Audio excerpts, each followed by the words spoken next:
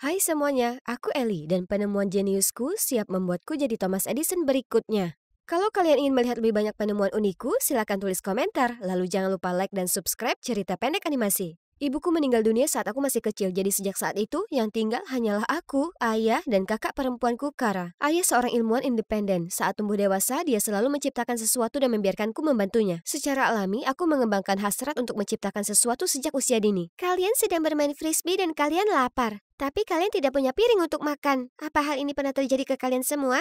Tidak. Aku persembahkan untuk kalian piring makanan frisbee. Oke, tidak ada piring frisbee. Bagaimana dengan kacamata yang membantu kalian memotong bawang tanpa menangis? Atau topi makanan keren ini? Sempurna untuk semua kebutuhan camilan TV kalian. Oke, jadi mungkin mereka belum siap dengan penemuanku saat itu. Tapi setidaknya Kara sepertinya menyukainya. Seperti jam alarm yang hanya akan berhenti berbunyi ketika puzzle-nya diselesaikan. Dia seorang dokter, jadi penting bagi dia untuk bangun tepat waktu dan menjaga pikirannya tetap waspada. Aku juga ingin berprestasi. Impianku adalah menjadi seorang penemu seperti ayah. Jadi aku belajar dengan giat dan berhasil mendapatkan beasiswa di sekolah swasta terbaik di negara bagian tersebut. Saat aku mulai terbiasa dengan sekolah baruku, ayah bekerja keras untuk memastikan aku mendapatkan semua yang kubutuhkan. Semua orang menyukai penemuannya, termasuk keluarga Bancroft, salah satu keluarga terkaya di kota. Mereka mempekerjakannya untuk mendesain sistem robot. Namun karena kesalahan sistem, terjadi arus pendek dan membakar rumah mereka. Untungnya tidak ada yang terluka, tapi reputasi ayah dipertaruhkan. Dia harus membayar kerusakan yang berarti kami harus menjual rumah kami. Namun, kami tidak punya cukup uang. Saat itu, seorang wanita, Nyonya Harding, datang menemui ayah dan memberitahunya bahwa dia akan menyelesaikan semuanya dengan satu syarat. Dia harus tinggal di mansion dan bekerja secara eksklusif untuknya. Ayah tidak punya banyak pilihan, jadi dia setuju dan memintaku ikut juga. Sedangkan Kara, dia menerima tawaran pekerjaan bergaji tinggi untuk memberikan perawatan sepanjang waktu bagi pasien yang koma. Jadi dia pindah ke rumah sakit. Jadi ayah dan aku memulai usaha baru kami. Hanya saja kehidupan di rumah besar tidak berjalan baik. Segera setelah kami melangkah melewati pintu besar, ayah dimasukkan ke ruang bawah tanah untuk bekerja. Dan aku menjadi pelayan pribadi Nyonya Harding. Ini sangat tidak keren, jadi aku memutuskan untuk membalas dendam dengan manis. Aku mengutak-atik sepatu hak tinggi Nyonya Harding, sehingga aku bisa mengendalikannya dengan remote. Hanya saja aku ketahuan oleh Ariana, putri Nyonya Harding. Apa yang sedang kamu lakukan? Aku cuma... Oh, begitu. Pintar. Biarkan aku membantumu. Apa yang ada di dalam roti panggang kayu manis? Jadi, kami menyaksikan Nyonya Harding memakai sepatu hak tinggi, terhuyung-huyung, dan terjatuh. Misi selesai. Bagus sekali, Ellie. Itu hal terlucu yang pernah kulihat sepanjang tahun. Jadi, ada apa denganmu dan Nyonya Harding? Ibu selalu keras padaku, tapi ayah sebaliknya. Hanya saja dia sedang berpergian. Jadi ibu menjalankan perusahaan Mila untuk sementara waktu dan sekarang dia berubah menjadi seorang tiran. Sejak saat itu, Ariana dan aku menjadi teman dan menghabiskan waktu luang kami dengan mengusili Nyonya Harding bersama-sama. Kami menata ulang keyboard laptopnya, mengotak-atik water flossernya, dan merusak lampu kamarnya. Aku ingin membantu ayah dalam hal keuangan. Jadi di sekolah, aku membuka layanan penemuan desain sesuai permintaan untuk mendapatkan uang tambahan. Queen, ratu sekolah, memperhatikan dan membuat pesanan denganku. High heel yang bisa diubah jadi flat akan membuat pesta jadi lebih mudah. Berikan aku sepasang sepatu ukuran 7 dan pastikan warnanya pink cerah. Aku menyelesaikan pesanannya lalu dengan penuh semangat memberikannya kepada Queen. Hanya saja dia terjatuh. Kamu melakukannya dengan sengaja, kan? Aku akan membuat hidupmu sengsara. Aku membuatnya berdasarkan pesananmu. Hei, kamu sudah mendapatkan apa yang kamu pesan, jadi tinggalkan dia sendiri. Ternyata ini Owen yang juga mendapat beasiswa. Owen juga seorang ahli sains, jadi kami langsung akrab. Suatu malam, aku sedang menyajikan makan malam ketika aku mendengar Ariana bertanya kepada ibunya kenapa ayahnya belum kembali ke rumah. Ariana, dia telah terbang ke India untuk retreat spiritual. Kedengarannya itu bukan sesuatu yang dilakukan ayah? Ya, retreat rohani sangat membantu dalam menjalankan perusahaan. Dia akan segera kembali. Sekarang makanlah sayuranmu. Ariana tampak masih sangat bingung. Aku tahu rasa sakitnya karena aku juga merindukan ayahku. Merasa sedih aku menemui Kara untuk membicarakan hal itu dengannya. Namun, Kara muncul dengan 2 pengawal raksasa. Ada apa dengan pengawal itu? Pasienku sangat penting, jadi mereka ada di sini untuk memastikan keamanan informasi. Bukan masalah besar, anggap saja mereka tidak ada di sana. Aku merasa tidak enak karena Kara harus bekerja dalam kondisi ekstrim seperti itu demi keluarga kami. Jadi aku bertekad untuk menjual lebih banyak penemuanku. Semua orang tahu penemuanmu jelek. Berhentilah menyumbat lorong. Kita bisa menghasilkan penemuan yang lebih baik. Lihat, nilai A di sini. Gadis-gadis jahat yang selalu menduduki peringkat terakhir di kelas sekarang menjadi siswa terbaik. Caramu mencapai nilai itu tidak dihitung. Ya, mereka sendiri pastinya tidak mendapatkan nilai A itu. Dan kamu yang sangat membutuhkan uang, ya? Ya, ceritanya panjang. Jadi aku menceritakan kepadanya tentang kemalangan keluargaku dan betapa beruntungnya aku memiliki Ariana sebagai teman. Meskipun dia putri pemilik perusahaan Mila. Dia tampak keren, kenapa kita tidak mengundangnya ke arcade bersama kita? Jadi kami bertiga pergi ke sana dan Oin segera mengenal Ariana. Senang rasanya mereka bergaul, tapi halo, aku masih di sini. Saat Ariana ke kamar kecil, aku bertanya pada Oin, jadi kamu menyukainya? Kenapa? Kamu tidak cemburu, kan? Cemburu? Tidak mungkin. Lalu Oin tiba-tiba berubah serius dan memberitahuku sebenarnya. Dia sedang meneliti AI. Baru-baru ini ada beberapa produk AI yang tidak etis di pasaran. Beberapa bahkan memanfaatkan fitur pengenalan wajah untuk secara diam-diam menarik uang dari rekening bank para jutawan atau menguntit mereka. Kau tahu gadis-gadis itu membual tentang mendapat nilai A?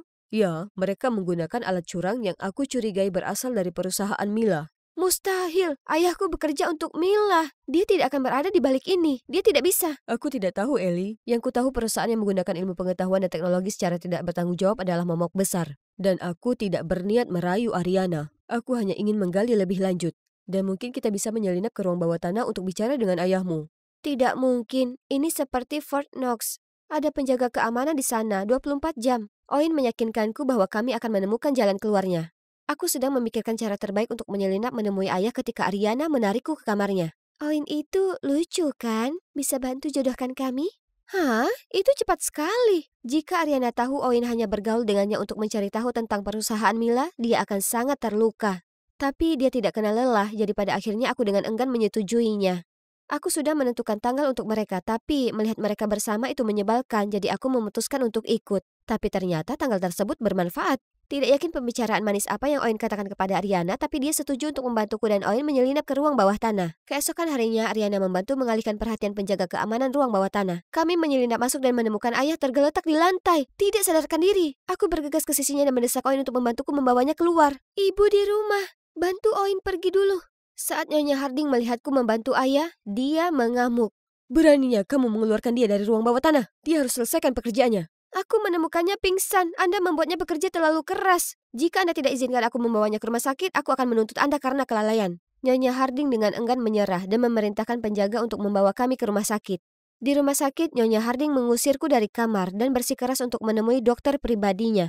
Aku tidak dapat mempercayai mataku ketika Kara masuk. Ketika Kara selesai, dia keluar dan memberitahu Nyonya Harding, Pak Miller sudah bangun. Tinggalkan dia di sini dan aku akan merawatnya bersama pasien lain. Tidak, aku membayarmu untuk memfokuskan perawatanmu hanya pada satu pasien. Miller akan dibawa ke tempat lain untuk beristirahat. Jadi, Nyonya Hardinglah yang mempekerjakan kakakku untuk merawat pasien koma misterius ini. Aku berlari untuk berbicara dengan Kara, tapi Nyonya Harding menariknya pergi. Baiklah, aku hanya perlu menyelidiki sendiri apa yang dia lakukan. Keesokan harinya dekat lokerku Oin muncul, jadi aku memberitahunya tentang apa yang terjadi di rumah sakit. Aku mengambil ini dari ruang bawah tanah. Lihat, yang ini punya template untuk perangkat curang yang digunakan Queen dan teman-temannya. Jadi Nyonya Harding mempekerjakan ayahku untuk membuat penemuan tidak etis ini demi keuntungan ilegal.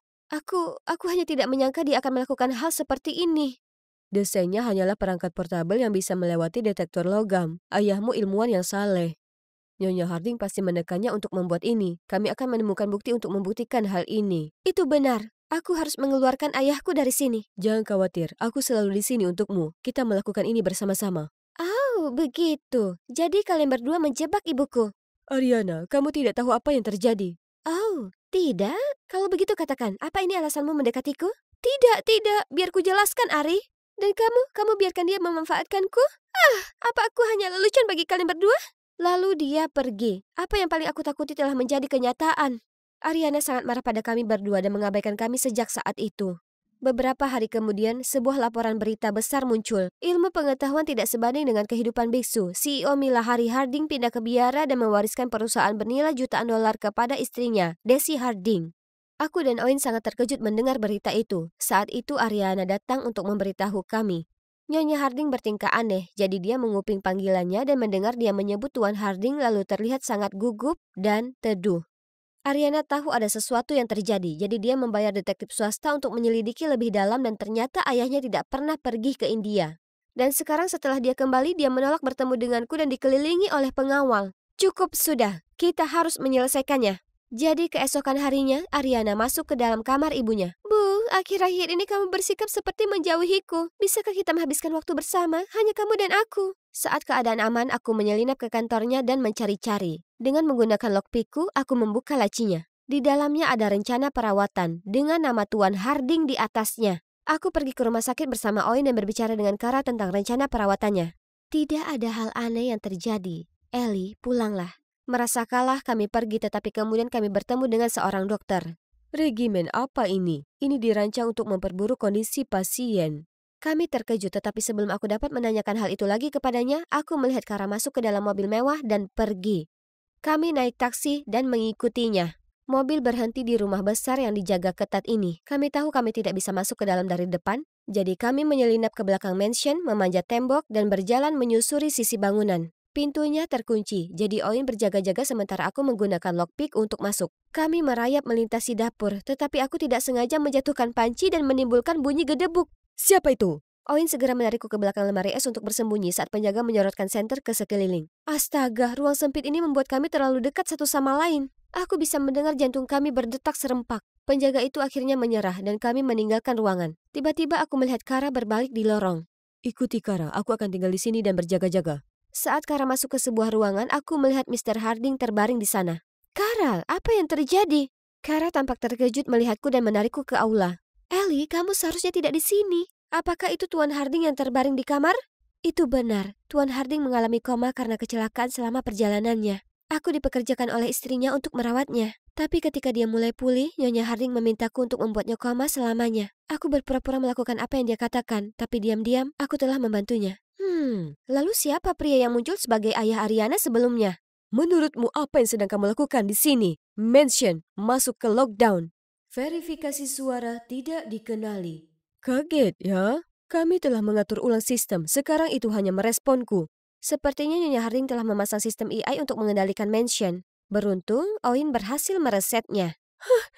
Bagaimana bisa? Lihat apa lagi yang kutemukan di rumahmu. Kau menjebak Tuan Miller di sini dan memaksanya membuat robot untuk menyamar sebagai ayah Ariana tanpa mengatakan yang sebenarnya terjadi. Ayah juga di sini? Dan pria yang muncul sebagai ayah Ariana sebelumnya adalah robot yang dia ciptakan.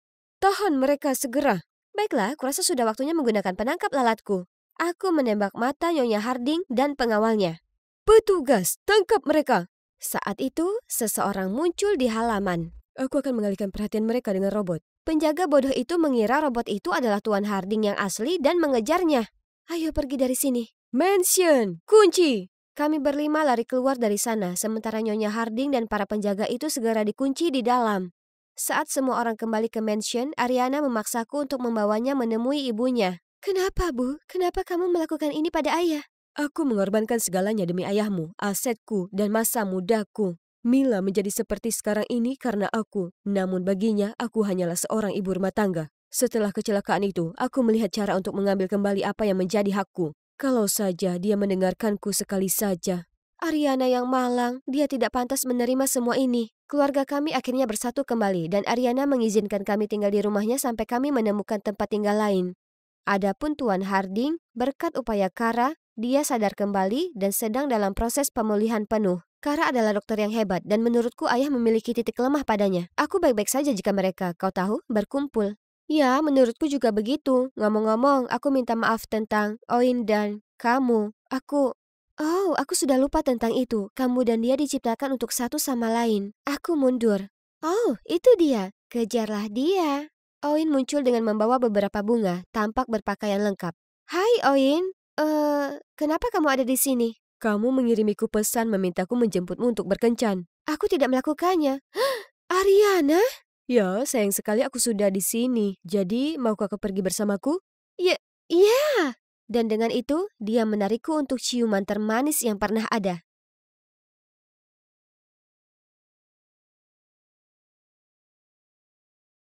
Bonjour, aku Chloe dan aku tinggal di kota Toulouse, Perancis. Aku mengerjakan debut novel romanku tentang sepasang kekasih yang ditakdirkan untuk bersama, terlepas dari semua rintangan yang mereka hadapi. Jika kalian suka mendengarnya, maka tinggalkan... Bu! Tersesat di dunia fiksi bodohmu lagi.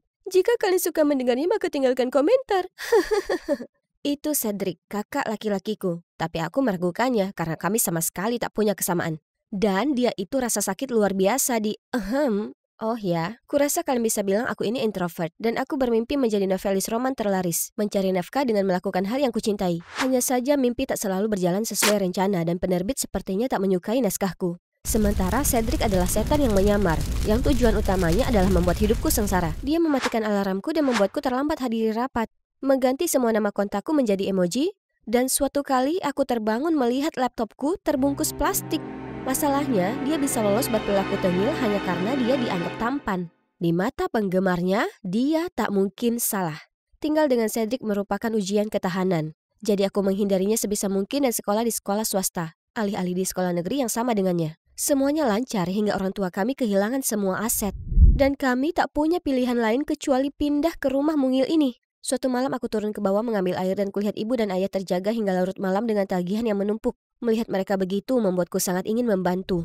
Jadi hari berikutnya aku katakan ke mereka kalau sekolah negeri punya klub menulis kreatif dan kalau aku ingin pindah ke sana. Biaya sekolahku bukanlah beban lagi. Tapi pergi ke sekolah yang sama dengan Cedric bukan hal yang tepat, jadi aku bersikeras agar dia berpura-pura tak mengenalku sama sekali. Tetap saja, beberapa hari pertama sungguh buruk karena aku terus saja tersesat dan merasa begitu asing. Aku hampir tak menatap ke atas dan hanya mengenali siswa lain berdasarkan sepatu mereka.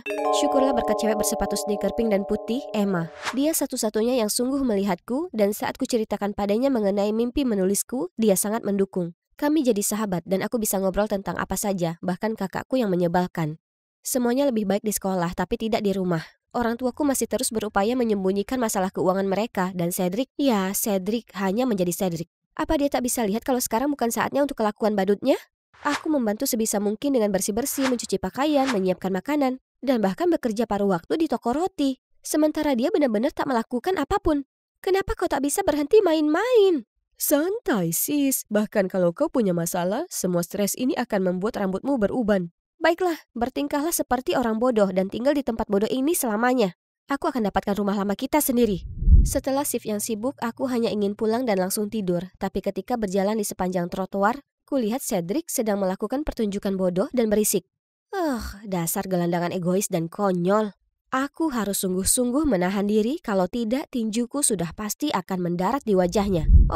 Aku masih punya bab terakhir untuk diselesaikan. Badanku siap untuk istirahat, tapi aku tak bisa bersantai. Tidak jika aku ingin menyelesaikannya sebelum peluncuran buku Louis Beaumont. Dia adalah penulis favoritku. Aku sudah rencanakan berbulan-bulan untuk terbang ke Nice dan serahkan naskahku padanya. Tiba-tiba, lampu mati. Guys, sepertinya PLN memutus aliran listrik kita karena tagihan yang tak terbayar itu. Astaga, kita tak bisa hidup seperti ini. Jadi ku keluarkan sejumlah uang dari balik naskah.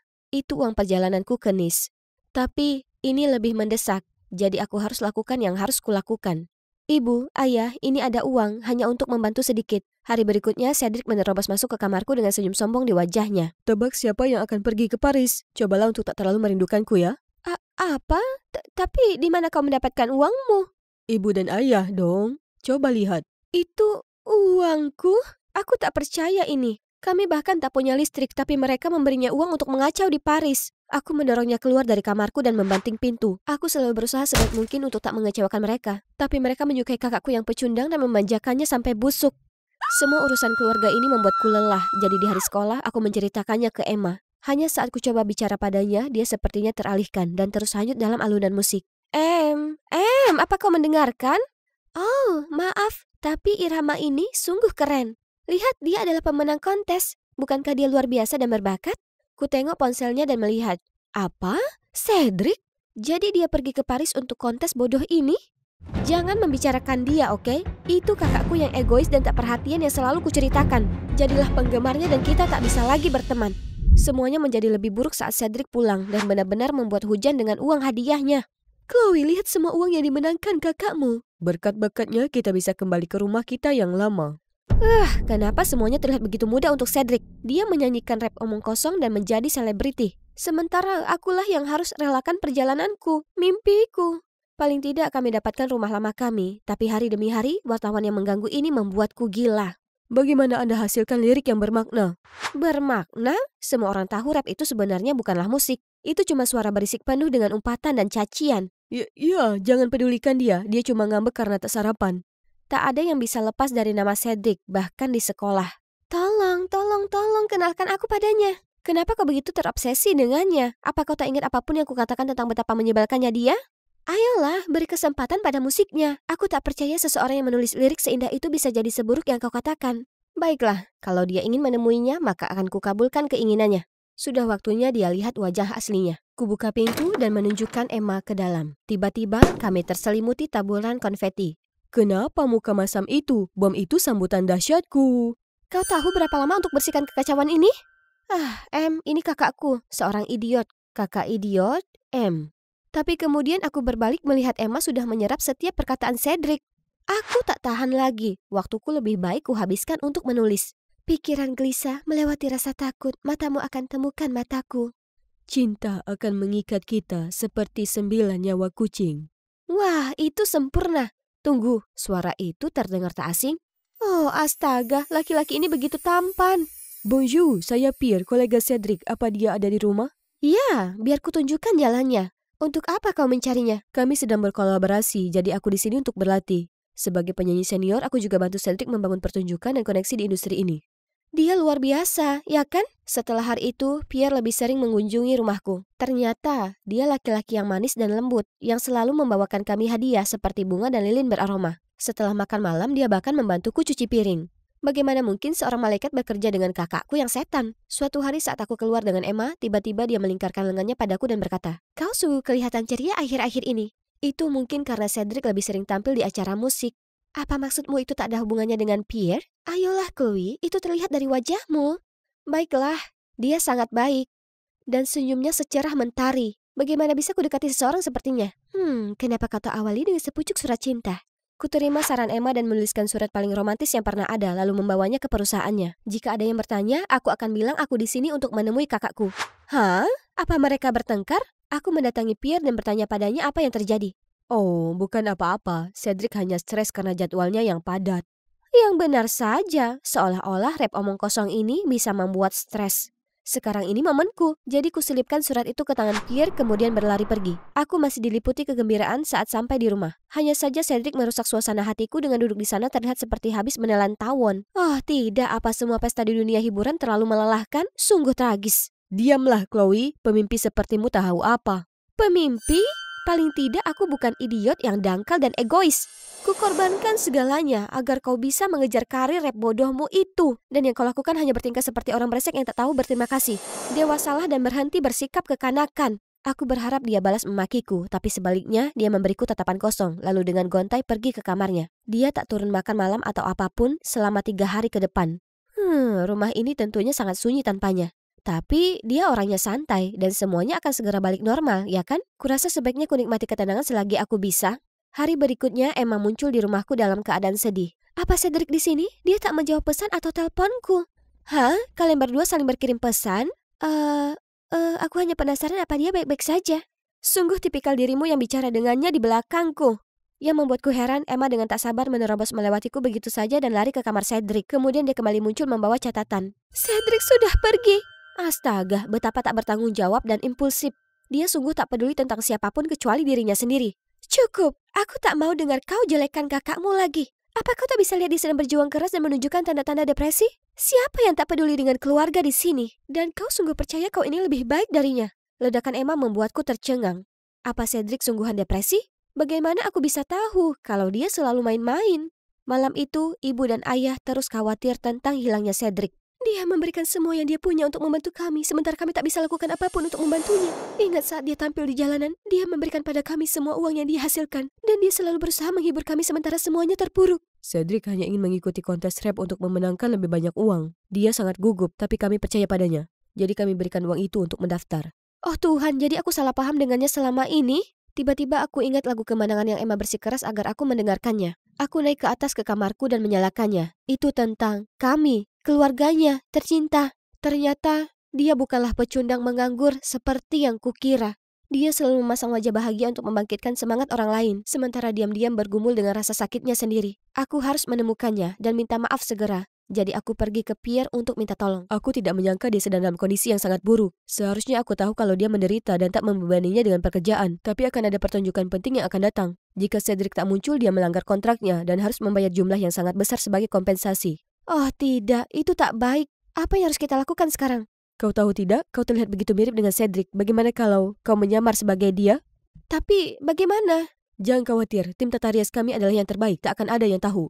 Semua ini kedengarannya gila, tapi sepertinya aku tak punya pilihan lain. Keluargaku tak mungkin berhutang lagi karena hal ini. Menjadi sedekat ini dengan Pierre membuat hatiku berbunga-bunga. Dia mengajakku untuk makeover, lalu aku belajar lip sync dan tampil di panggung. Aku bahkan berusaha jalan dan bicara seperti kakakku. Aku merasa tak enak karena menipu penggemarnya. Tapi aku tak bisa ambil risiko Cedric terkena masalah besar. Hanya sekali ini saja, kadang aku juga lip sync, tak jadi masalah.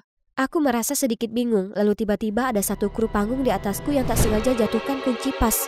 Itu bisa saja mengenaiku kalau Pierre tak bergerak cepat dan menyelamatkan. Sekarang kami berlatih dan astaga, sibuknya. Pierre bersamaku sepanjang waktu dan sangat mendukung. Kami juga tak pernah berhenti mencari Cedric bersama-sama. Aku merasa hubungan kami semakin erat, tapi aku tak tahu kenapa dia belum bertindak. Mungkin surat pertamaku tak cukup jelas, jadi aku menyelinap ke ruang Pierre dan tinggalkan satu lagi untuknya. Baru kemudian di hari itu, kulihat dia terpaku pada ponselnya, jadi aku melirik sekilas. Hah? Dia sedang mengirim pesan ke seseorang dengan nama panggilan yang sangat lebay. Tentu saja, dia tak tertarik karena dia sudah kencan dengan orang lain. Oh tidak, aku harus tarik surat keduaku sebelum kupermalukan diriku sendiri. Aku lari ke ruangannya, tapi tak bisa menemukannya dimanapun. Tunggu, apa ini?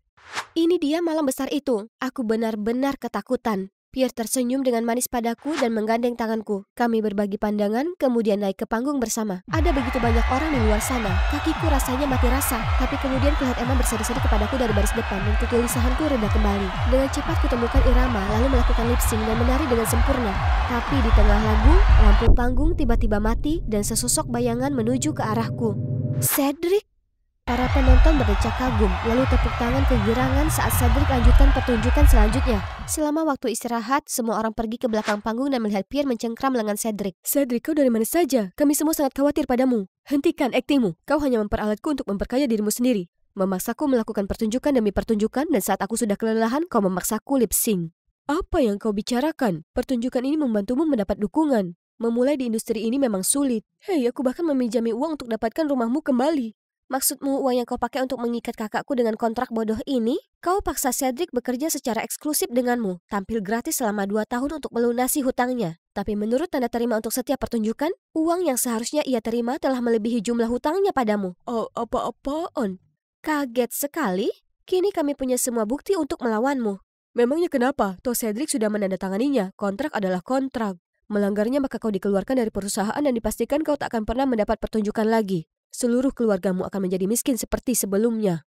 Kurasa tidak. Apa yang publik akan katakan kalau dia tahu kau sudah menggodanya selama ini? Lalu saat dia menolakmu, kau memanipulasinya dan memaksanya bekerja terlalu keras? Berapa lama kau tahu? Cukup lama untuk mengungkapmu.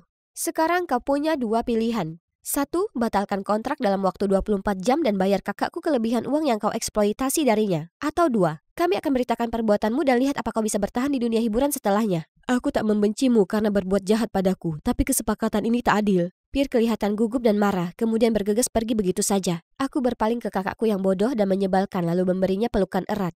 Aku minta maaf salah paham denganmu sebelumnya. Kenapa kau tak cerita ke kami kalau kau pinjam uang untuk dapatkan kembali rumah kita? Aku tahu kau sangat ingin rumah kita kembali. Jadi aku mengikuti kontes itu tapi hadiah uangnya tak cukup. Saat itulah aku minta Pierre. Bodohnya aku, kalau kau tak temukan kontrak dan tanda terima itu, aku masih percaya kebohongannya dan bekerja hingga kelelahan. Jadi kau menerima pesanku? Aku hendak menutup semua koneksi di dunia ini. Tapi hari itu aku merasa sangat gelisah, jadi kubuka ponselku dan melihat pesanmu. Pasti karena telepati saudara kandung. Satu lagi, Emma, kau sungguh membantuku temukan diriku lagi. Bagaimana menurutmu? Mau jadi pacar rapper superstar? Ya, aku mau. Tolong jaga seminimal mungkin hal-hal berbau mesra di depanku. Untungnya aku terselamatkan saat seorang kru panggung memanggil Cedric untuk kembali ke panggung. Kau tahu, tak mudah bagi kami para artis mendapat panggung besar. Sungguh sebesar panggung ini. Selalu ada harga yang harus kami bayar untuk kesuksesan itu. Karenanya aku selamanya berterima kasih pada keluarga dan teman-teman hebatku yang selalu mendukungku. Dan ucapan terima kasih untuk adikku yang jadi inspirasiku untuk lagu ini. Kemudian dia mulai menyanyikan rap puisiku. Iramanya dan puisinya mengalun, benar-benar membuat kerumunan penonton bersemangat. Dia ini seniman lirik yang jenius. Setelah pertunjukan, Cedric menerima sebuah video dari Pierre. Cedric, aku minta maaf karena memanfaatkanmu. Aku sangat menyukaimu dan ingin menjagamu tetap dekat. Akan kubayar hutangku padamu kemudian mengambil cuti dari dunia hiburan. Aku sungguh berharap suatu hari nanti kau bisa memaafkanku. Semua drama itu begitu besar untuk ditangani seorang introvert sepertiku. Sekarang telah kunikmati waktu sendiri untuk memulihkan diri. Berkat Rep Cedric, lusinan penerbit menghubungiku untuk puisiku, termasuk mereka yang sebelumnya menolakku. Astaga, apa aku salah lihat? Surat dari Louis Beaumont sendiri. Aku tak sabar bertemu dengannya langsung. Dan kalian tetaplah mengusahakan mimpimu. Mungkin ada malaikat rahasia sedang dalam perjalanan untuk membawakanmu kesempatan yang luar biasa. Baru jam 6 pagi, tapi ayah sudah bangun. Cepatlah Dona, badai besar datang. Masyarakat miskin menunggu rencana Pemkot untuk dapatkan makanan dan penampungan. Oh, kalau begitu apa rencana wali kota untuk makananku? Tapi ayah tak mendengar dan berkendara pergi begitu saja tanpa menungguku sarapan. Ya, toh aku sudah terbiasa dengan ini. Sedikit cerita latar belakang, kami berasal dari garis keturunan politisi. Kakekku, paman-pamanku semua bekerja di pemerintahan. Ayahku sebenarnya memutuskan tradisi dan menjadi pebisnis sukses. Tapi kurasa buah apel tak bisa jatuh jauh dari pohonnya. Tahun lalu ayah tiba-tiba berbalik arah dan pindah kembali ke kampung halamannya untuk mengejar karir politik. Dan ia dipilih sebagai wali kota. Sejak saat itu ia tak punya waktu tersisa untukku. Belum lagi tatapan mata menghakimi yang harus kuhadapi di sekolah. Kau terlihat baik-baik saja, itu bukan tentangmu, itu soal kebijakan baru ayahmu yang mereka bicarakan. Jangan pedulikan mereka loh Dana, lagi pula apa yang kita anak-anak tahu soal politik. Itu mereka, Kera dan Troy, satu-satunya temanku di sini. Nyatanya, Troy bahkan berada di situasi yang mirip. Ibunya adalah kepala polisi, tapi dia menanggapinya dengan sangat baik. Apakah pernah pergi ke Gedung Putih? Apa benar kunci kota ini bisa membuka apa saja? Apakah bisa suruh ayahmu melarang PR? Serius, bagaimana bisa Troy tetap tenang menghadapi pertanyaan-pertanyaan bodoh ini? Dan bahkan para guru tak bisa membiarkan aku sendiri. Mereka selalu menempatkanku sebagai penanggung jawab. Ayolah, hanya karena ayahku punya kepemimpinan besar tak berarti aku juga. Seakan aku belum kebanjiran banyak tugas. Sewaktu bel terakhir berdering, aku bergegas menuju toko kelontong. Karena sekarang ayah selalu sibuk, aku yang malang harus mengambil alih semua pekerjaan rumah itu. Dan hanya ada makanan beku terus setiap hari. Tapi hari ini aku pulang cepat untuk makan malam. Jadi aku akan sajikan jamuan. Namun, tidak ada satupun yang bisa dimakan. Apa masalahnya? Aku mengikuti resep dengan hati-hati. Apa aku pulang ke rumah di waktu yang salah? Tidak ayah, waktu yang pas. Pai apelku sudah siap. Maksudmu benda berasap di dalam oven itu? Oh tidak, satu-satunya secerca harapanku juga berubah menjadi abu. Aku langsung lari ke minimarket, mengambil semua makanan instan dan bergegas pulang. Tapi ayah sudah tertidur. Ia pasti sangat kelelahan. Ayahlah yang membesarkanku setelah ibu meninggal saat melahirkanku. Kini selain itu, ia harus mengurus seisi kota. Ia butuh pasangan untuk berbagi bebannya, dan aku juga butuh dirawat. Mari kita lihat, mengenal seseorang yang baru dengan jadwal sibuk ayah akan jadi hal yang mustahil. Jadi mungkin dengan menghubungkan ayah dengan mantan-mantannya? Dari tanteku, aku tahu ayah punya 2 mantan. Nomor 1 yaitu Jet, teman sekelasnya yang masih lajang. Nomor 2 adalah Alpha, tak ada informasi lebih lanjut. Kalau begitu mari kita mulai dengan Jet. Besoknya aku langsung beritahu Troy dan Kera rencana besarku. Jet, tanteku itu? Tak mungkin. Ini takdir. Tiba-tiba, satu kelompok bergegas menuju kami, bergumam mengenai pamanku yang ditunjuk sementara menjadi sekretaris negara. Astaga, tenang guys, mereka terus menguntitku, membuatku sesak napas. Panik, aku lari, dan saat aku belok di tikungan, ada tangan menarikku. Tenang, kau aman dari kerumunan gila itu sekarang. Terima kasih, tapi kenapa kau membantuku? Aku pernah di posisimu, aku tahu apa yang sedang kau hadapi. Begitu saja, kudapati diriku nyaman curhat segala sesuatu kepadanya. Itu pasti berat untukmu keluarga dengan 2 orang. Itulah kenapa aku akan mencarikannya seorang istri. Oh, kalau begitu semoga berhasil manis. Aku harus pergi sekarang. Sungguh wanita yang menyenangkan, andai semua orang bisa sepertinya. Dengan bantuan Kiera menyiapkan kencan untuk ayah dan Jet mudah sekali. Kami berdua menyeret mereka ke restoran yang sama, kemudian mengisyaratkan beberapa momen perjodohan yang klise. Aku dan Kiera segera pamit dan memantau semua dari kejauhan. Mereka tampak bersenang-senang, tapi saat kami condong mendekat, hah? Inflasi? Keamanan pangan? Epidemi obesitas? Selama ini mereka membicarakan masalah politik? Ayah, itulah tepatnya kenapa kau melajang. Di perjalanan pulang aku terus menyebutkan Jet. Tapi ayah acuh tak acuh dan mengubah topik pembicaraan ke rapatnya. Satu rapat lagi dalam 30 menit. Aku harus tinggal di rumah sendiri malam ini. Saat dia mengantarku pulang, dia menambahkan, carilah pacar sendiri terlebih dahulu sebelum mencoba menjodohkanku. Menyebalkan. Aku kemudian menelpon Kiera untuk memberitahunya kalau rencana perjodohan kita telah gagal. Tapi butuh waktu baginya menerima. Kau terlalu mudah menyerah. Apa karena kau tak suka tanteku? Bukan Kiera, itu karena aku kenal ayahku. Dan jika dia berkata tidak, ya tidak. Oke, sekarang rencana B, Alpha. Aku menggali pencarian dan menemukan lingkungan tempat di mana dia tinggal. Aku akan pergi ke sana besok. Jadi disinilah aku sekarang, benar-benar tersesat. Kecuali, bukankah itu wanita yang membantuku di sekolah? Aku segera mendekat dan berterima kasih padanya untuk tempo hari, tapi dia sepertinya agak tidak senang. Setelah membujuk lama, dia akhirnya memberitahuku penyebab kesedihannya. Kisah cinta yang tragis. Keluarganya semua politisi, jadi mereka tak bisa terima orang biasa sepertiku. Aku turut sedih tapi aku yakin gak bisa temukan yang lebih baik. Dia menggelengkan kepala mengatakan kalau dia baru saja kembali ke kota dan masih lajang. Hal itu membuatnya mengenang masa lalu yang indah, tapi sayangnya dia bertemu dengan orang lain. Tunggu dulu, apa itu foto kalian berdua? Boleh kulihat? Ditunjukkannya padaku, persis seperti dugaanku. Itu ayahku. Jadi, kau Alfa? Ya, tapi bagaimana kau tahu? Karena kau mantan ayahku, persis yang sedang kucari. Aku memekik gembira, tapi anehnya dia menangis lebih keras. Kemudian memelukku. Jika itu ayahmu, maka Ladona, aku tak hanya mantan pacarnya, aku ini ibumu. Tunggu, apalagi sekarang? Jadi, mereka saling mencintai meskipun keluarga ayah tak setuju. Tapi saat aku dilahirkan, mereka bahkan lebih marah lagi dan mendepaknya. Tapi selama ini, kukira ibuku yang malang tak lagi ada di dunia ini. Reuni kami terputus oleh telepon dari ayah. Aku ingin tanya padanya semua segera, tapi ibu beri sinyal untuk tak melakukannya. Sayang, jangan bilang Robert dulu. Tentu saja aku menantikan reuni keluarga kita. Tapi aku belum siap bertemu dengannya dan mungkin begitu juga dia. Akan canggung untuknya dan wanita yang dia temui. Jangan khawatir, Bu. Tak ada apa-apa di antara mereka. Satu-satunya wanita untuknya adalah ibu. Ada ibu di sampingku membuat hidupku lebih baik. Dia wanita pebisnis sukses tapi masih mengesampingkan pekerjaan untuk menghabiskan waktu bersamaku. Kami pergi piknik, belanja, dan nonton film bersama. Dan masakannya adalah yang terbaik. Kulahap iga bakar itu dalam sekejap. Itu ribuan kali lebih enak daripada makanan beku. Saat berada di dekatnya, aku bisa jadi diri sendiri tanpa khawatir pandangan publik. Kuharap aku bisa bolos setiap hari untuk tetap berada di rumah dengan ibu seperti ini. Tapi tak semudah itu. Di sekolah, dengan bersemangat kuceritakan ke Keira dan Troy tentang tamasyaku yang menyenangkan dengan ibu. Tapi mereka terlihat agak tak tertarik. Biarlah, ibu akan menjemputku nanti dan kami akan bersenang-senang.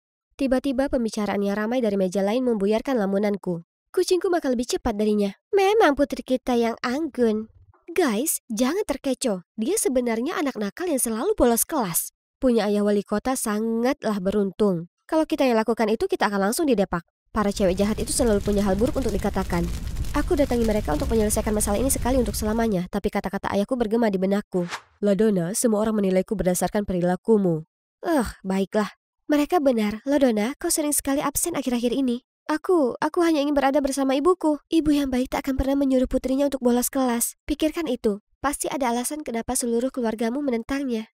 Apa yang kalian tahu? Merekalah yang jahat tanpa alasan memandang rendah padanya. Kalau begitu kenapa ayahmu tetap berhubungan dengan tanteku, tapi memutuskan hubungan dengannya? Jadi Kiara masih kesal bahwa ayahku dan tantenya tak jadi berhubungan? Betapa piciknya. Aku berjalan pergi, tapi Troy berlari mengejarku. Kiara hanya khawatir tentangmu, lagi pula kau tinggal di kota yang sama dengan ibumu sekarang. Kau akan punya banyak waktu dengannya, jadi jangan membolos lagi, oke? Ini aku sudah tandai bagian-bagian yang penting yang kami pelajari selama kau absen. Troy selalu bersikap lembut padaku. Dia benar, aku punya banyak waktu untuk ibu, tapi kami tak bisa terus sembunyi-sembunyi seperti ini. Orang tuaku sebaiknya segera berkumpul kembali. Aku ingat cerita bagaimana ayah dan ibu pertama bertemu dan aku mendapat ide. Ada hal penting apa sampai kau harus datang ke sini di cuaca begini? Aku janji untuk membantu teman. Tolong berhenti di sini dan tunggulah aku. Teman yang kubantu tak lain adalah ibu. Kemudian aku menunggu sebentar sebelum menyuruh ayah membawakanku payung karena hujan deras. Sekarang giliranmu, dapatkan dia, Bu. Dan seperti itulah, adegan romantis di beberapa tahun yang lalu diperagakan kembali tepat di depan mataku. Ibuku basah kuyup, berlari menerobos hujan dan menabrak ayahku. Ayahku menunduk untuk membantunya berdiri, menatap matanya, dan menjatuhkannya ke tanah.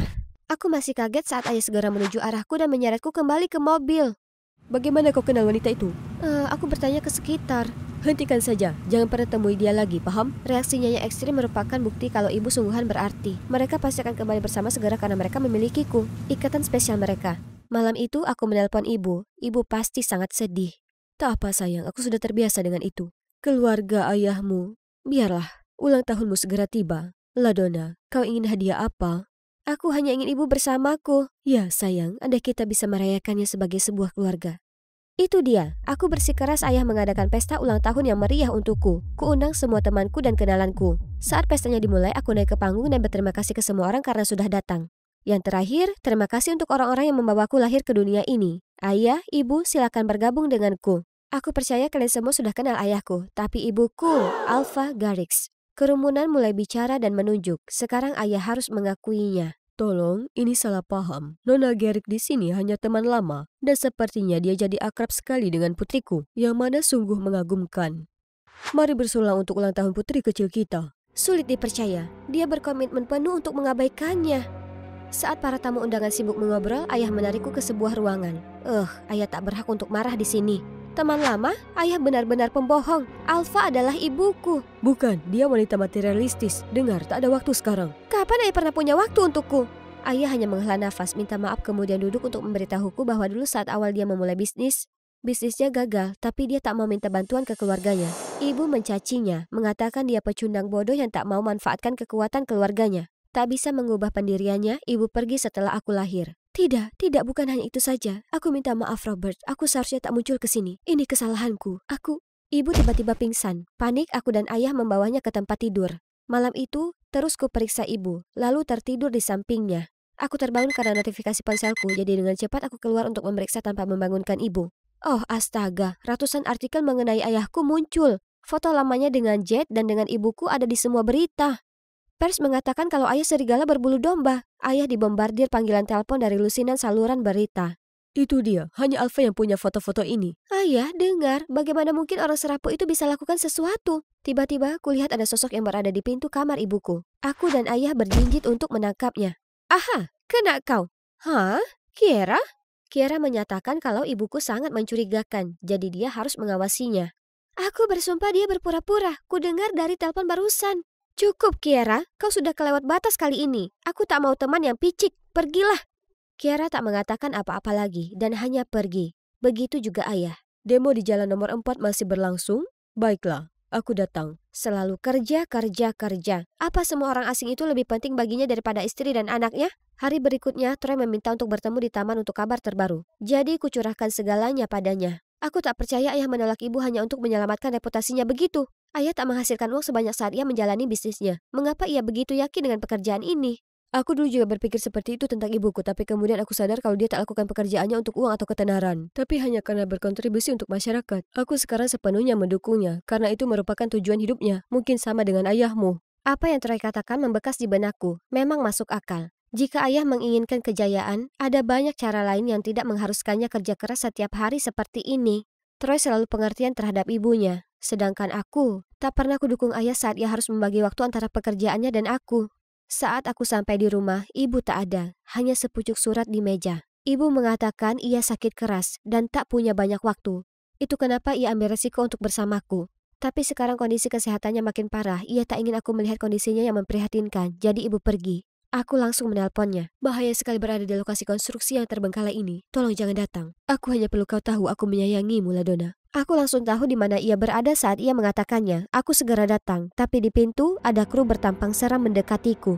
Jangan khawatir manis, mereka teman kita. Dengarkan saja mereka. Mereka tak buang-buang waktu mengikatku lalu menelpon ayah. Segera saat ayah tiba, ibu menyudahi aktingnya. Ternyata dia berencana mendekatiku setelah tahu ayah terpilih menjadi wali kota.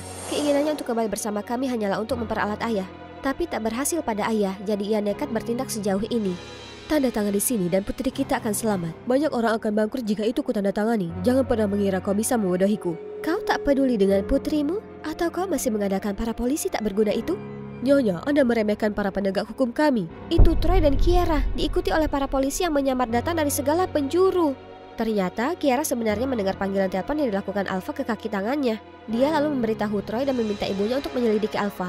Kebetulan, polisi juga sudah mengincar Alfa karena dia terlibat dalam penipuan yang membuat para penyewa terlilit hutang besar. Dia berkolusi dengan mantan wali kota dan sekarang ingin melanjutkan penipuan itu dengan ayahku. Sebelum dia dibawa pergi, Alfa masih menangis dan memohon bantuanku. Aku tak lebih dari boneka bagimu dan sekarang kau membahas soal cinta ibu? Penipu sepertimu layak untuk dibawa ke meja hukum. Setelah penangkapan Alfa, aku menangis. Dia ibuku.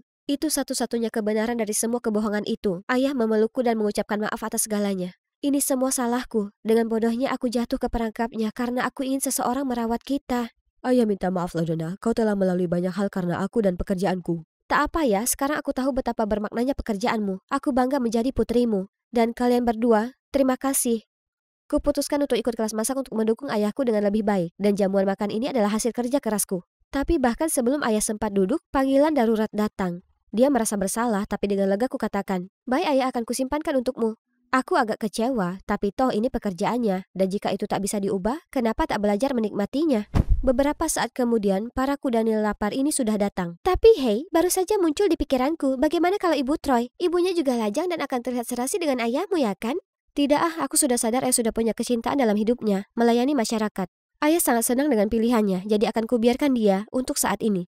Itu benar, lagi pula kita tak bisa jadi keluarga. Paling tidak, belum. Itu merupakan putaran terakhir dan aku di akhir lintasan. Hanya ada satu mobil di depanku dan aku bisa melihat garis finish semakin dekat. Jadi, ku dorong akselerasinya sejauh yang mobil itu bisa. Tiba-tiba, ku dengar suara aneh datang dari mesin dan langsung kehilangan kontrol. Mobil itu mulai berputar tak karuan dan keluar dari lintasan menuju rerumputan. Hai, aku Natalie, dan ini aku di balik kemudi itu. Kalian mungkin bertanya-tanya bagaimana aku bisa sampai di situasi itu. Jadi mari kita mulai dari awal. Aku terlahir dari keluarga pembalap, jadi kecintaan akan olahraga secara alami mengalir dalam nadiku. Tapi hidupku entah bagaimana mirip dengan Maggie Patton di film Herbie karena ayah tak izinkan aku balapan. Sebaliknya, ayah menyerahkan segenap keyakinannya pada kakak adopsiku Jeremy dan mencurahkan segala yang ia ketahui untuk mengajarinya, dengan harapan dia akan menjadi pembalap handal. Hanya saja, penjelasan akan hal ini tak serumit di film. Ibuku meninggal saat aku baru lahir, tapi tak ada kecelakaan kendaraan yang terlibat. Hanya opini ayahku bahwa wanita seharusnya lembut dan manis. Jadi, dia melarangku untuk berpartisipasi di perlombaan atau apapun yang berbahaya. Selain daripada itu, tumbuh dengan Jeremy di sampingku sungguh satu keberkahan. Meski tak sedara, kami sangat dekat. Jeremy sering membolehkanku berkendara di mobil balapnya tanpa sepengetahuan ayah dan bahkan mengajariku semua yang dia telah pelajari dari ayah. Seiring waktu, aku bisa mengejarnya dalam hal kecakapan dalam balap. Hari ini dia ada pertandingan besar dan seperti biasanya aku pergi ke kamarnya untuk memeriksanya. Tapi dia masih di tempat tidur, wajahnya pucat dan jelas sedang kesakitan. Jeremy, ada masalah apa? Kurasa aku keracunan makanan dari hotdog di pom bensin itu. Astaga, lewatkan saja. Kau tak bisa berkendara dengan kondisi ini. Tak bisa. Ini babak kualifikasi untuk musim perlombaan. Ayah akan sangat kecewa padaku. Jadi, hanya ada satu cara. Hei, aku bisa menggantikanmu. Apa kau gila, Niti? Yesus, dengar. Tak ada waktu. Di balik pakaian balap, tak ada yang bisa membedakan kita. Dia enggan untuk beberapa saat, tapi akhirnya menyerah. Jadi disinilah aku dalam tampilan super keren. Kurasakan gelombang kegembiraan yang membuatku melesat ke lintasan, melewati para pembalap lain dengan akurasi yang cekatan. Aku meninggalkan jejak asap di belakangku saat dengan mulus aku meliuk di tikungan yang sempit. Ketika sampai di putaran terakhir, ku kerahkan semua dan selesai di peringkat pertama. Hore! Aku kembali ke area tunggu setelah perlombaan, lalu tiba-tiba ditarik pergi. Hei, ini Jeremy. Aku sudah baik-baik saja sekarang. Hanya ingin pastikan kau baik-baik saja. Selamat atas peringkat pertamamu. Terima kasih, sekarang tukar pakaian denganku. Mereka perlu melihat wajahmu di podium. Saat Jeremy mengangkat trofi, aku tak tahan membayangkan diriku sendiri di tempatnya, diliputi kegembiraan. Malam itu, perlombaan diulang di TV. Jeremy, gayamu berbeda hari ini. Kau akhirnya paham bagaimana mengemudi dengan lebih bebas. Selalu kukatakan kau punya potensi, tapi kau tak punya nyali untuk mendobrak keterbatasan. Tapi jika kau terus balapan seperti itu, kita mungkin perlu menyediakan satu rak piala lagi. Ya, akan kuusahakan. Kau sangat keren hari ini, teruslah melakukannya dengan baik. Setelah perlombaan itu, aku masih rasakan aliran listrik membekas di tulangku. Jadi ku minta Jeremy membolehkanku mengambil tempatnya. Cukup, Nati. Terakhir kali itu kulakukan sebagai pilihan terakhir. Toh kau tak sungguh ingin menjadi pembalap? Biar ku bantu kau. Sementara itu, kau bisa fokus pada passionmu. Melihatnya ragu, aku melanjutkan. Jika kau takut tertangkap, beradalah di sana sepanjang waktu. Jadi kita bisa bertukar kembali kapanpun kita perlu.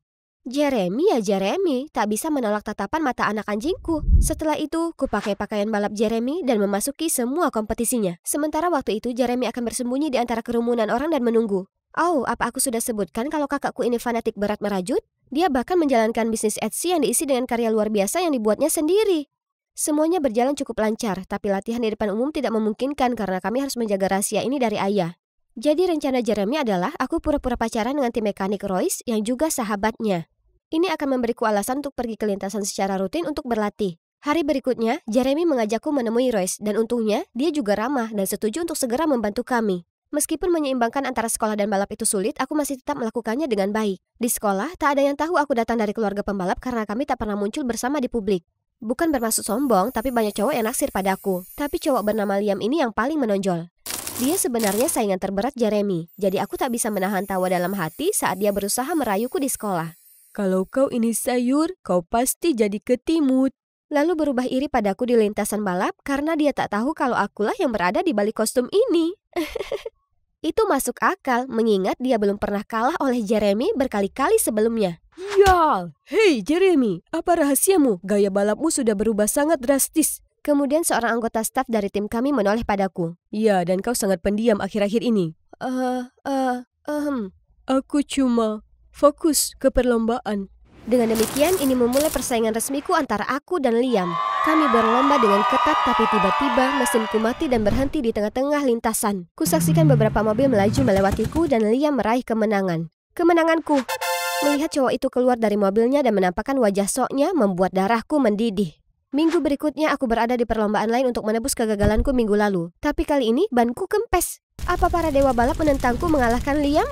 Karena kekalahan beruntun yang kualami, beberapa sponsor mengancam akan menarik sponsor mereka jika aku tak menang di perlombaan berikutnya. Jadi, kali ini kusuruh Royce mengecek 2 kali. Tidak, 3 kali agar mobilnya siap untuk balapan. Aku mengamati setiap sudut dan celah, sama seperti beberapa balapan terakhir. Jika ada sesuatu yang salah lagi, maka tebakanku adalah ada cowok licik yang berniat menyabotasemu.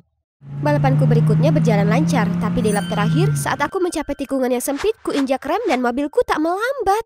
Waktu seakan melambat saat tembok itu semakin mendekat. Telapak tanganku mencengkeram kemudi, itu merupakan perpaduan keputusan dan naluri di sepersekian detik. Tapi aku berhasil berbelok. Ban berderit protes saat aku berhasil menghindari bencana. Nyaris saja. Kulihat garis finish dan menyaksikan Liam sekali lagi berhasil meraih posisi pertama. Dia pasti ada di balik ini. Jadi dengan cepat ku ganti pakaian dan masuk ke ruang tunggu Liam untuk menemuinya. Oh, malaikatku, apa yang kau lakukan di medan pertempuran yang berkobar ini?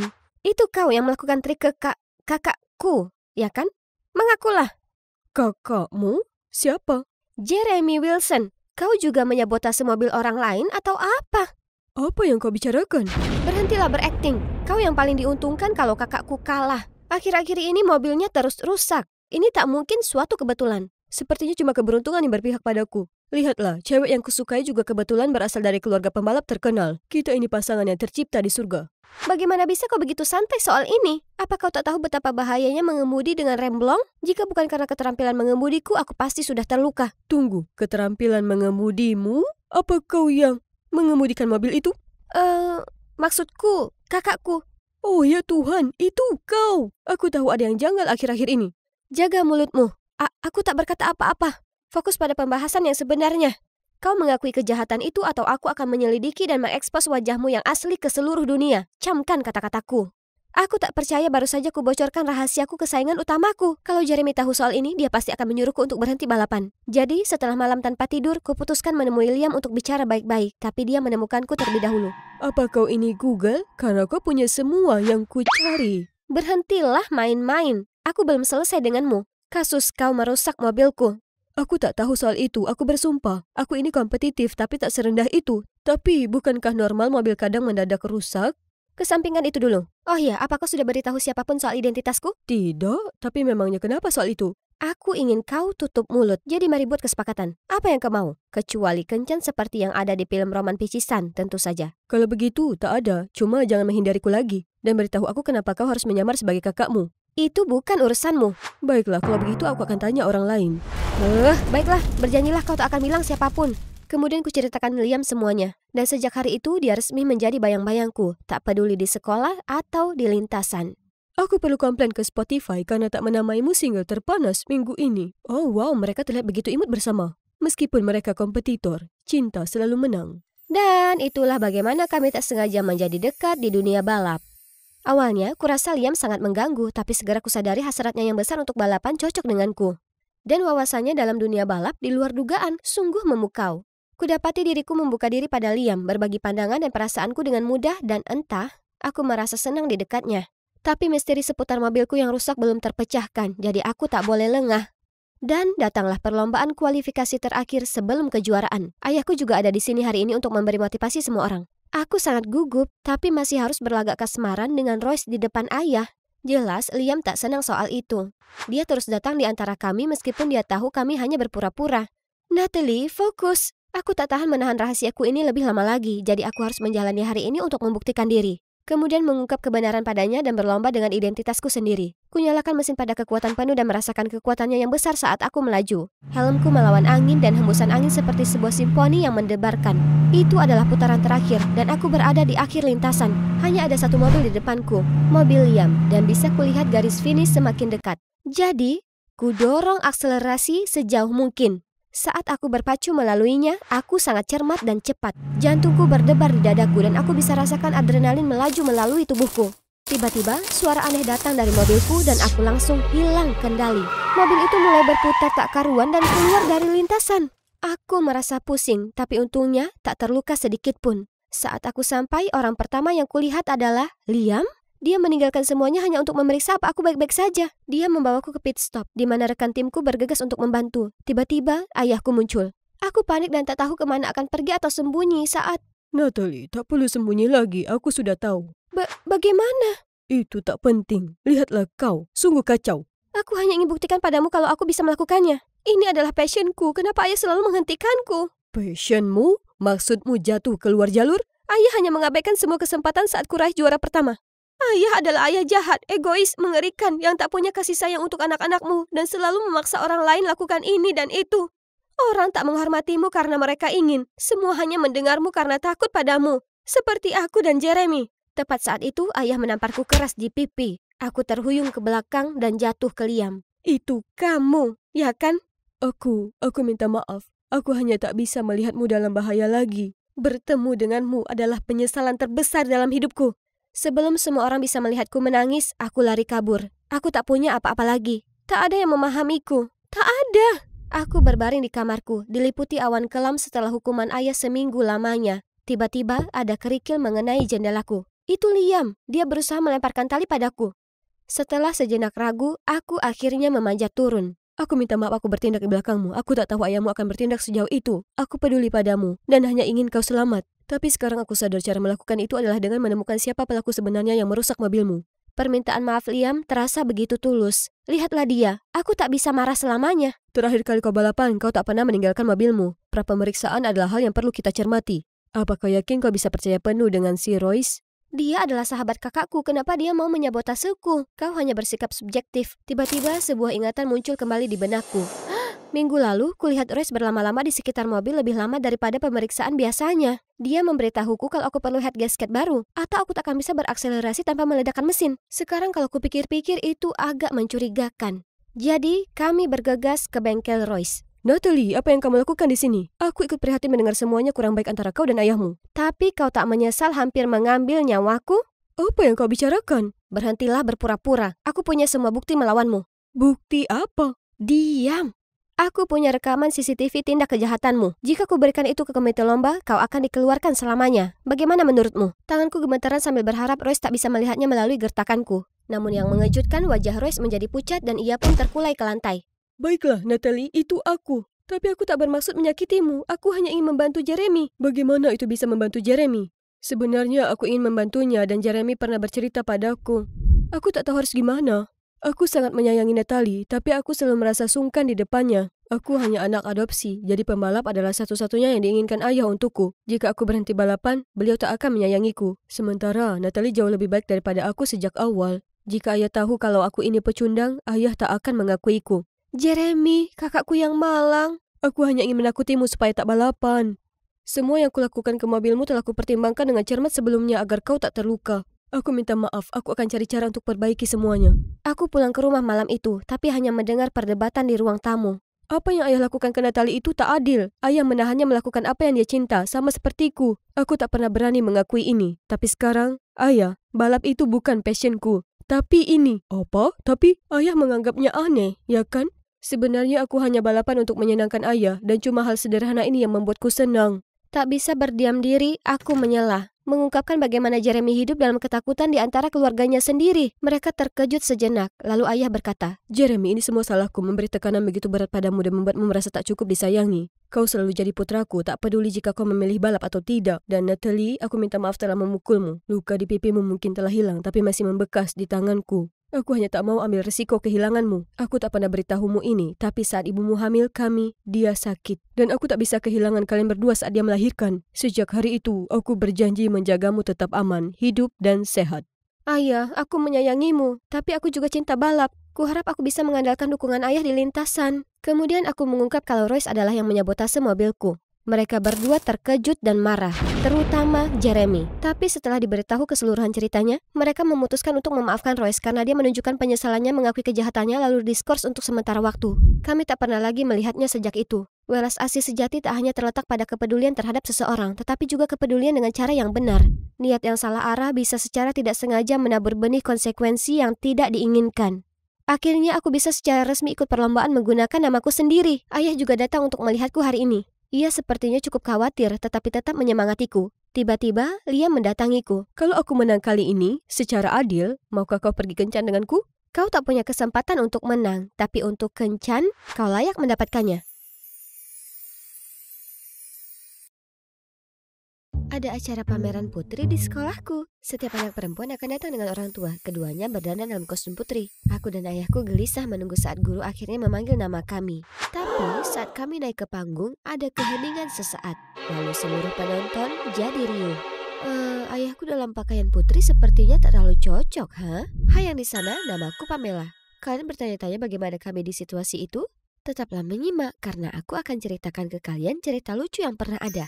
Aku tumbuh dengan dua orang tua yang penuh kasih. Ibu mengelola restoran pizza di kota, sedangkan ayah adalah petinju profesional. Namun kemudian ibu meninggal dalam sebuah kecelakaan saat ayah sedang pergi turnamen. Setelah itu ayah tak bisa berhenti berduka dan menyalahkan dirinya sendiri karena meninggalkan ibu sendirian. Jadi ayah memutuskan berhenti bertinju dan mengurusku serta restoran pizza itu. Tumbuh besar, ayah selalu pastikan aku tak lewatkan jadi anak perempuan. Tapi entah kenapa dia gagal setiap kali. Itu suatu keajaiban. Misalnya saat dia berusaha membuat kuncir kuda, dia sangat kesulitan. Kukira dia sedang bertinju dengan rambutku.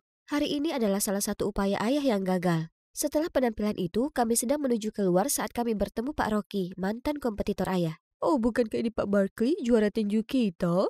Hai Rocky, kami tak percaya saat kau meninggalkan ring. Kau ini legenda, Barkley. Tapi kurasa keluarga yang utama ya kan? Pernah jadi petinju terkenal, sekarang ayah yang menjadi putri? Hahaha. Oh, ngomong-ngomong, ini putraku. Dia akan mengikuti jejakku. Darah pejuang mengalir dalam keluarga, kau tahu?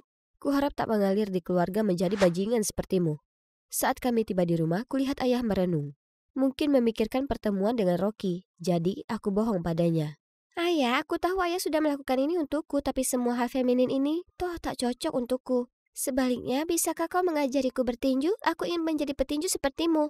Jujur pada Tuhan, aku masih suka sekali menjadi feminin dan lainnya, tapi hanya dengan melihat seberapa senang ayah, aku tahu aku sudah membuat keputusan yang tepat. Sejak saat itu aku tumbuh membantu ayah menjalankan restoran pizza dan belajar tinju dengannya. Akhirnya, ayah mendapat lebih banyak murid. Carson adalah yang terlama dan favorit ayah. Dia juga tinggal dengan kami dan membantu restoran.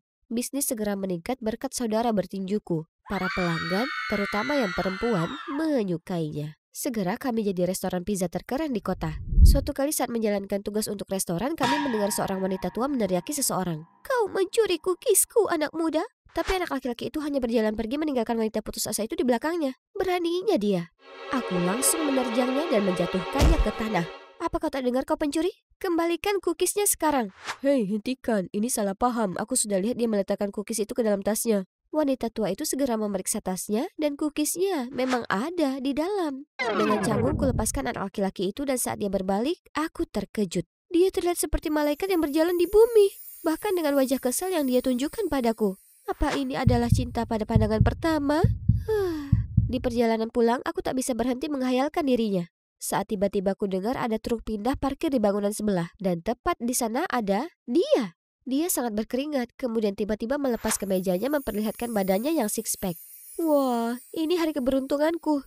Kemudian aku bertanya sekeliling dan tahu namanya adalah Denzel dan dia baru saja pindah ke sini dengan ibunya, Michelle. Sejak saat itu, aku tak bisa fokus dengan yang lain. Karena Denzel si cowok tampan dan perutnya yang memukau terus berlarian dalam kepalaku. Hei, ada apa? Oh, kau kenapa? Ups, maaf. Hanya saja, kurasa aku naksir berat pada tetangga baru kita, Denzel. Apa? Sungguhan? Ya, tapi aku tak tahu harus berbuat apa. Ada masukan? Aku punya banyak, tapi... Oh, ayolah, aku akan lakukan apa saja. Kumohon. Oke. Sekarang dengarkan baik-baik. Menurut Carson, cara terbaik untuk menunjukkan pesonaku adalah dengan memamerkan ototku. Jadi ku pasang samsak tinju baru ini tepat di depan rumah, menunggunya untuk muncul dan mengerahkan segenap tenagaku untuk meninju benda itu. Tapi Denzel sangat tak terkesan. Dengan dingin dia hanya melempar sampah, kemudian membanting pintu. Kemudian kutunggu hingga Denzel muncul di jendelanya, kemudian mulai mengangkat bangkuku ke atas dengan satu tangan untuk membuatnya terkesan. Yoga sore. Dia melihatku seolah aku ini badut sirkus dan menutup gorden. Ais. Dengan kecewa keesokan harinya aku pergi bicara dengan Carson. Tak ada satupun yang aku coba berhasil, dia tak peduli. Kau yakin itu berhasil tiap kali aku berusaha mendapatkan cewek? Tapi aku ini cewek. Kau ini main-main denganku ya? Kena kau. Tapi apa sih yang menarik sekali dari dia? Kau bisa bersamaku saja. Aku bisa memperlakukanmu dengan baik, Pam. Kau cuma seperti saudara bagiku, Carson. Terima kasih atas bantuanmu. Salah sekali mengandalkannya. Tapi bukan itu saja. Aku sudah lihat Carson dan gengnya menyudutkan Denzel. Aku langsung berlari untuk melindunginya.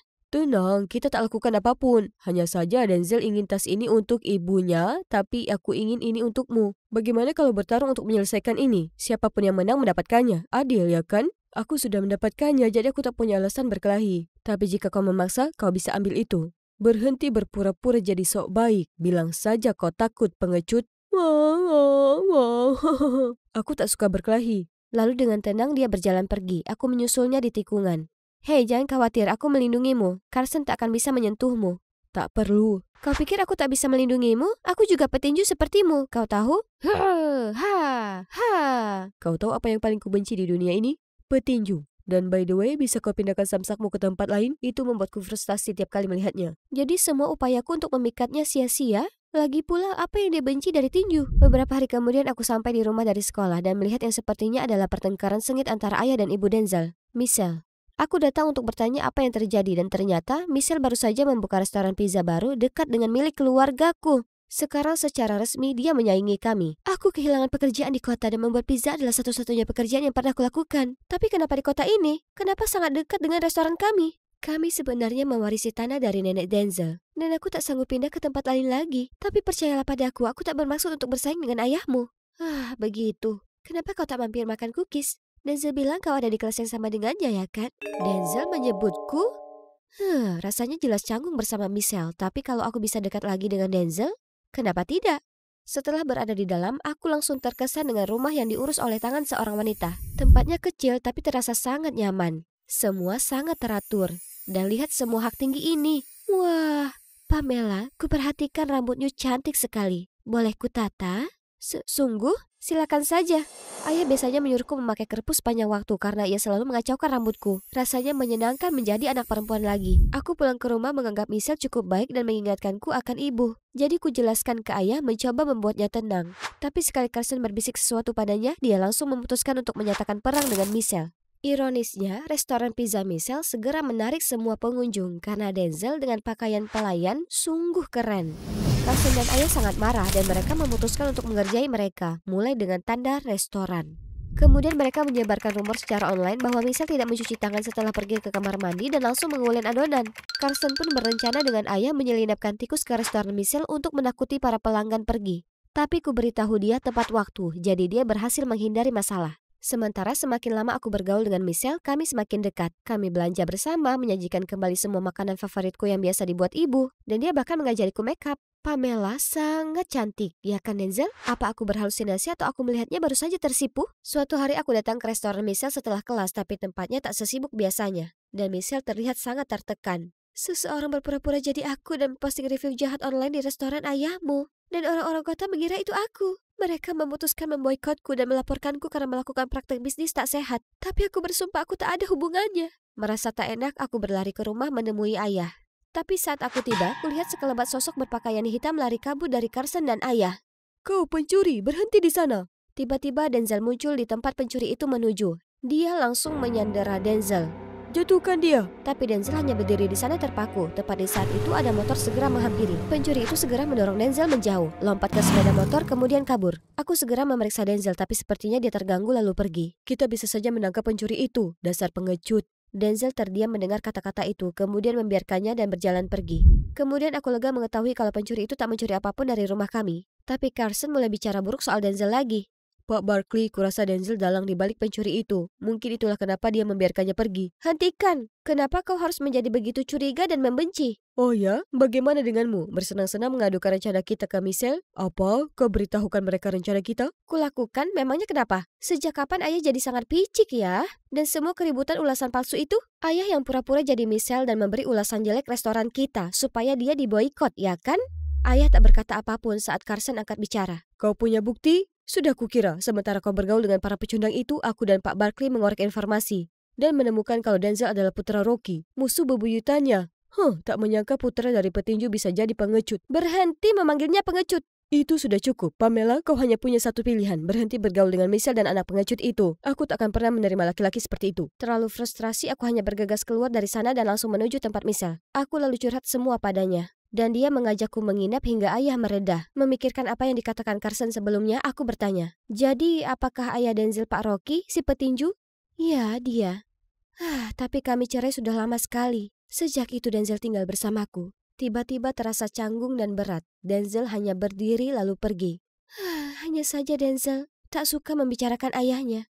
Oh ya, aku akan beristirahat. Anggap saja seperti rumah sendiri, oke? Aku kemudian menyusul Denzel saat dia tiba-tiba bicara. Kau tahu kenapa aku tak balas melawan?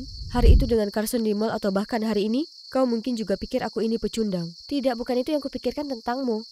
Saat aku masih kecil, aku dulu mengaguminya dan bahkan memimpikan menjadi petinju sama sepertinya. Tapi kemudian laki-laki yang sama itu, di luar ring tinju, menjadi monster bagi ibuku. Aku mengaguminya, tapi dia membuat hidup kami sengsara. Jadi aku janji pada diriku sendiri tak akan pernah gunakan kekerasan dan berhenti bertinju. Jadi itulah kenapa dia mengira olahraga itu sendiri membuat orang menjadi kasar? Herannya, setelah obrolan di atap itu, Denzel sepertinya tak begitu berjarak dan bahkan menungguku setelah kelas. Rasanya masih agak canggung, tapi hanya berada sedekat ini dengannya sudah cukup untuk membuat hatiku mengikuti Formula One. Tapi Carson tak akan berhenti menjadi orang ketiga yang mengganggu. Legend, oh legend, the third real legend, always in the way. Dia mengikuti kami kemanapun dan orang-orang mulai menjuluki kami The Three Musketeers. Sementara prank dari ayah dan Carson mulai semakin serius. Truk-truk suplai Michelle terus dirusak dan kehilangan semua bahan makanannya di perjalanan. Michelle putus asa sementara Denzel menjadi sangat marah dan menyarankan agar dia mengambil bahan-bahannya sendiri. Aku sudah muak. Jadi sore itu saat ayah masih sibuk di restoran, aku mendatangi Carson. Itu kamu selama ini ya kan? Ayah tak akan bisa melakukan semua itu sendiri. Berkat kamu, Denzel harus bawa suplainya sendiri malam ini. Selalu Denzel.